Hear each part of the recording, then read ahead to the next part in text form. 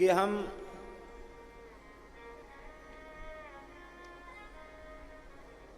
अहंकार तो वही रखते हैं, अहंकार वही रखते हैं कि हम वशिष्ठ की संतान हैं, हम विश्वामित्र की संतान हैं, हम भरद्वाज जी की संतान हैं, हम शौभरी जी की संतान हैं,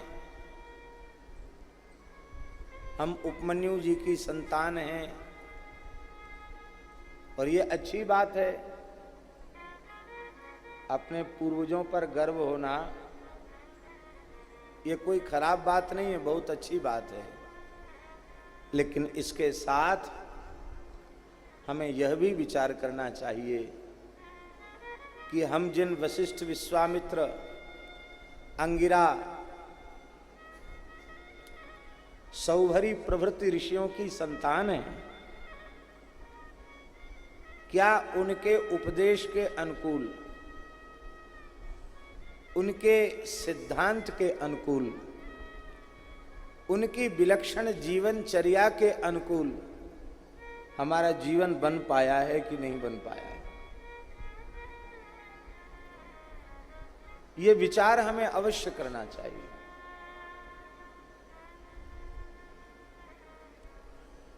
क्योंकि यदि जिन पूज्य ऋषियों की परंपरा से हमारा जन्म हुआ है,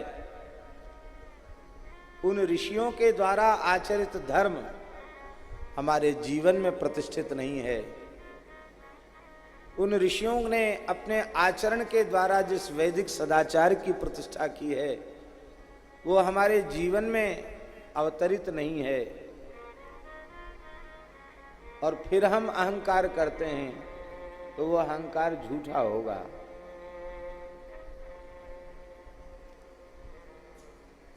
सबसे दुर्लभ क्या है?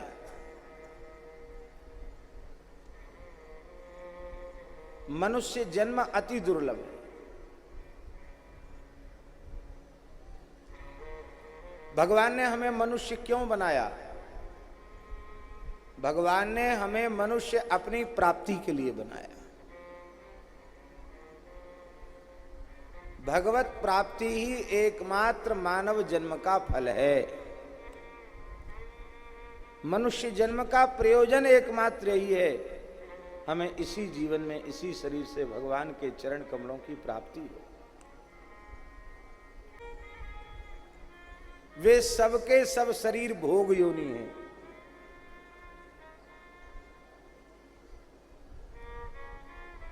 हमने जो शुभ अशुभ कर्म किए उनके फल भोग के लिए ही वे शरीर मिले हैं।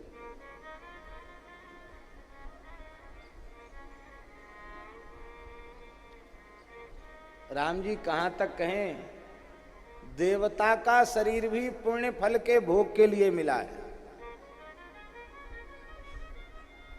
देवता का शरीर वह भी पुण्य फल भोग के लिए मिला है। कोई देवता के शरीर से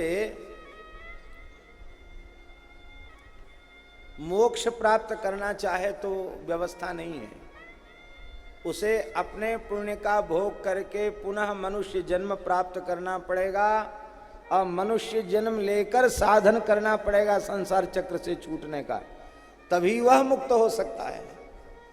इसलिए इस मानव देह को सुर दुर्लभ कहा गया। देवताओं को भी यह अत्यंत दुर्लभ है।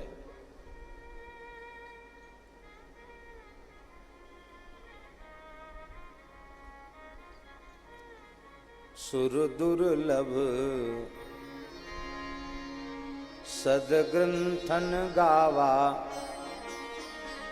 बड़े भाग मानुष तन पावा। हमने एक दिन चर्चा की थी, ये पुण्य का फल नहीं है, ये किसका फल है? प्रसन्न येषाम् स्विदित स्वयं हरि। भगवान ने स्वयं प्रसन्न होकर हमें यह अवसर दिया है।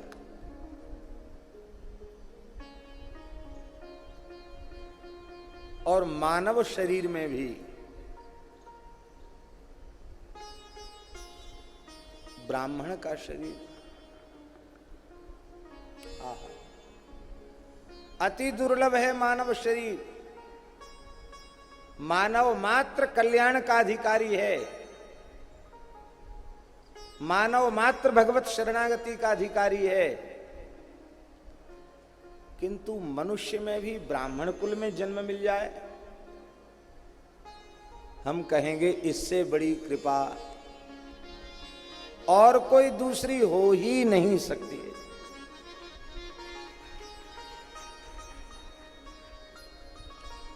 ब्राह्मण के शरीर को चरम शरीर कहा गया। चरम शरीर, चरम माने अंतिम। ईश्वर की जितनी भी कृति है, रचना है, ईश्वरीय रचना का सर्वोत्कृष्ट उदाहरण ब्राह्मण शरीर है। ईश्वर की सर्वोपरि रचना ब्राह्मण देह है। इस ब्राह्मण के देह को प्राप्त करके भी किसी दूसरी माता के गर्भ में जाना पड़े, सुअर कुत्ता गधा घोड़ा बनना पड़े, भूत प्रेत की योनि में भटकना पड़े, वृक्षादि जड़ योनियों में जाना पड़े, तो अब आप बताइए इससे बड़ा कोई दुर्भाग्य होगा? इससे बड़ी कोई हानि होगी? इससे बड़ा कोई घाटा होगा? इसलिए ब्राह्मण शरीर किस लिए मिला है? पहले तो मानव शरीर किस लिए मिला है, ये बात समझ में आनी चाहिए। क्योंकि भगवत प्राप्ति में कोई भी शरीर बाधक नहीं है।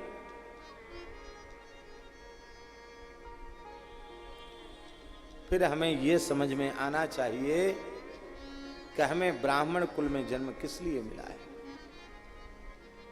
श्रीमद् भागवत जी का श्लोक है, लिखने योग्य है। ब्राह्मणस्य शरीरोऽयं क्षुद्र कामाय नेष्यते कृच्छ्राय तपसे चेह प्रेत्यानंत सुखाय च। अयम ब्राह्मणस्य शरीरः, यह ब्राह्मण का शरीर क्षुद्र कर्म करने के लिए नहीं है।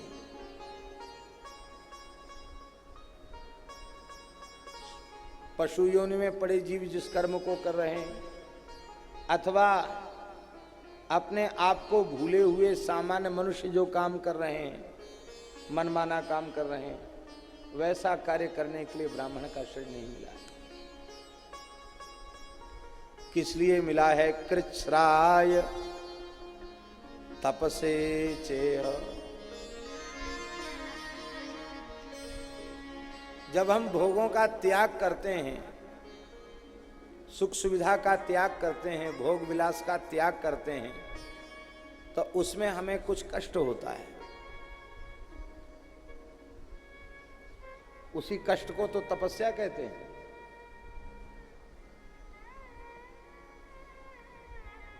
कष्ट सहन करते हुए कठोर तप करने के लिए ब्राह्मण शरीर मिला है। कठोर तप करने के लिए ब्राह्मण शरीर मिला है। अरे बोले भाई, कठोर तप करने से क्या होगा? कठोर तप करने से मिलेगा क्या? तप नहीं करेंगे, बढ़िया ठाट वाट से रहेंगे, बढ़िया किले के जैसा मकान होगा, दास दासी होंगे, नौकर चाकर होंगे, परम सुंदरी पत्नी होगी, बड़े सुंदर पुत्र होंगे, अटूट संपत्ति होगी, अक्षय खजाना होगा, देवलोक का सुख धरती पर ही भोगेंगे, वो बढ़िया है। तपस्या में क्या धरा है? बोले भैया भगवदीय सुख, ब्रह्मानंद का सुख, वह ऐसा सुख है कि उस सुख की बराबरी चक्रवर्ती सम्राट का सुख, उसके सामने कुछ नहीं। अरे चक्रवर्ती सम्राट के सुख की जाने दीजिए, इंद्र का सुख भी उसके सामने कुछ नहीं है। अरे इंद्र का सुख जाने दीजिए, ब्रह्मा जी के की आयु में जितने इंद्र होते हैं, ब्रह्मा जी के एक दिन में 14 इंद्रों की आयु पूर्ण हो जाती है। ब्रह्मा जी के एक दिन में 14 इंद्रों की आयु पूरी हो जाती है। ब्रह्मा जी का एक दिन कितना बड़ा होता है? 1 सहस्र चतुर्युगी का ब्रह्मा जी का एक दिन होता है। 1000 बार सतयुग, 1000 बार त्रेता, 1000 बार द्वापर, 1000 बार कलयुग ब्रह्मा जी के एक दिन में व्यतीत हो जाता है। इसी हिसाब से ब्रह्मा जी का महीना, इसी हिसाब से ब्रह्मा जी का वर्ष, और इसी हिसाब से ब्रह्मा जी के 100 वर्ष। तो ब्रह्मा जी के 100 वर्षों में कितने इंद्रों की आयु पूरी हुई? कोई गणितज्ञ होंगे तो वो हिसाब लगाकर बता सकेंगे कि कितने कुल इंद्र हुए। हम समझते हैं शायद 5 लाख से ऊपर हुए। कितने ऊपर हुए ये तो पूरा देखना पड़ेगा, लेकिन 5 लाख से ऊपर हुए। इतने इंद्रों का भोग विलास का सुख भी ब्रह्म सुख के आगे अति तुच्छ है, भगवदीय सुख के आगे अति तुच्छ है। श्री मलूकदास जी महाराज कह रहे हैं, 7 टूक को पीन के, लंगोटी भी साबुत नहीं है, गांठ बांध बांध करके लंगोटी बांधी गई। 7 गांठें हैं लंगोटी में। 7 टूक को पीन के, फिर ही सदा निशंक, असंग होकर विचरते हैं, विरक्त होकर विचरते हैं। नाम अमल माते रहे, गिने इंद्र को रंक। भगवान के नाम की मस्ती में है, नामामृत कथामृत का पान कर रहे हैं, ब्रह्म सुख का अनुभव कर रहे हैं, तो उनके सामने इंद्र भी कंगाल है। गोस्वामी तुलसीदास जी महाराज भी यही कह रहे हैं।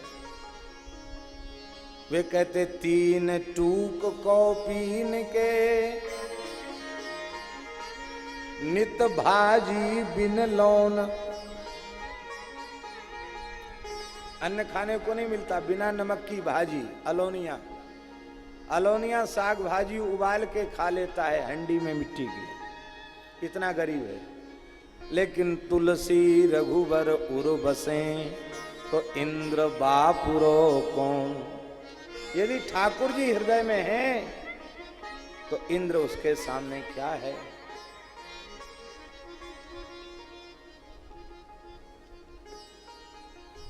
फिरत सने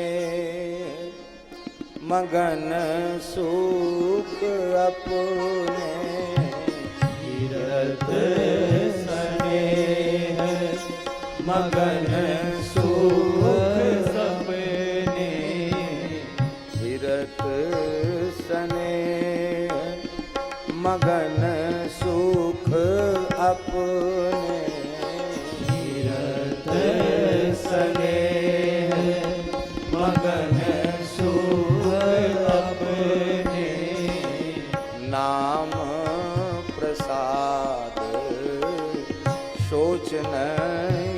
सपने, नाम प्रसाद सोच नहीं सपने, फिरत स्नेह मगन सुख अपने, फिरत स्नेह मगन सुख अपने, नाम प्रसाद सोच नहीं सपने, नाम प्रसाद सोच नहीं सपने।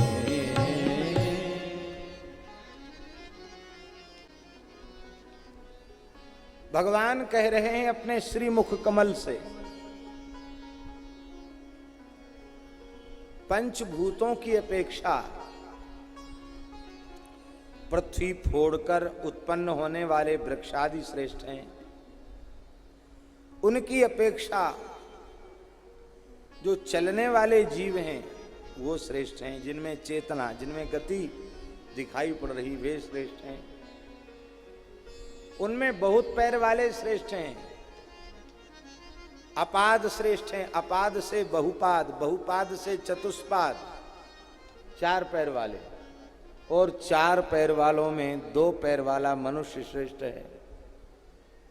मनुष्यों से श्रेष्ठ प्रमथगण हैं, उनसे श्रेष्ठ सिद्ध हैं, चारण हैं, फिर गंधर्व हैं, उनसे श्रेष्ठ किन्नर हैं, उनसे श्रेष्ठ यक्ष हैं, उनसे भी श्रेष्ठ देवता हैं, देवताओं में श्रेष्ठ इंद्र है, इंद्र से श्रेष्ठ मनु हैं, उनसे श्रेष्ठ प्रजापति हैं, और प्रजापतियों में श्रेष्ठ देवाधिदेव महादेव भगवान शिव हैं। वो शिव जी भी सृष्टि के क्रम में ब्रह्मा के भ्रूमध्य से प्रकट होते हैं, इसलिए जन्य जनक संबंध होने के कारण भगवान कह रहे हैं पंचम स्कंद में, इस जन्य जनक संबंध होने के कारण ब्रह्मा जी श्रेष्ठ हैं, शिव जी से श्रेष्ठ ब्रह्मा जी हैं, और वो ब्रह्मा जी मेरे नाभि कमल से प्रकट होते हैं। ध्यान से सुने, वो ब्रह्मा जी मेरे नाभि कमल से प्रकट होते हैं, इसलिए ब्रह्मा जी से श्रेष्ठ मैं हूं। क्या कहा भगवान ने? ब्रह्मा जी से श्रेष्ठ मैं हूं। सबकी श्रेष्ठता बताते हुए अंतिम में सर्वश्रेष्ठ अपने को प्रमाणित किया। मैं ब्रह्मा जी से श्रेष्ठ हूं क्योंकि ब्रह्मा को भी उत्पन्न करता हूं, इसलिए ब्रह्मा जी से श्रेष्ठ मैं हूं। किंतु कोई मुझसे पूछे कि हे नाथ, आप अनंत कोटि ब्रह्मांड नायक सर्वेश्वर परात्पर पर ब्रह्म हैं, आप सबसे श्रेष्ठ हैं, आपसे भी कोई श्रेष्ठ है क्या? तो भगवान कहते हैं कि मैं यही उत्तर दूंगा कि समत परो हम द्विज देव देवा। मुझसे श्रेष्ठ ये ब्राह्मण हैं, ब्राह्मणों को भगवान अपने से श्रेष्ठ बतला रहे हैं। इसलिए मनुष्य के जैसा दिखने पर भी ब्राह्मण मनुष्य नहीं है, ये भूदेव हैं, इस धरती के देवता हैं। ब्राह्मण में श्रद्धा नहीं, ब्राह्मण में प्रेम नहीं, तो पक्का समझ लीजिए भगवान में उसका प्रेम कभी संभव नहीं। मनुष्य रूप में परमात्मा इस धरती और चतुष्पाद प्राणियों में परमात्मा इस धरती पर गाय के रूप में है। इसलिए गाय के रूप में हम ये अनुभव करें भगवान दर्शन दे रहे हैं, भगवान कृपा कर रहे हैं। ब्राह्मणों के रूप में ये अनुभव करें कि भगवान दर्शन दे रहे हैं, भगवान कृपा कर रहे हैं। अरे भाई,